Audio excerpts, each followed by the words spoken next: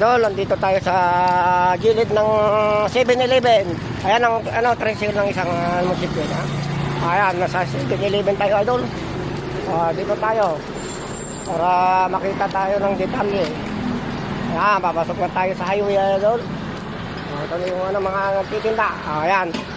Dito naman tayo, mga idol, sa mga nagtitinda ng itlog sa gilid ng 7-Eleven hanggang dito sa kalsada ng Hangkinten. Yan. Yan, idol.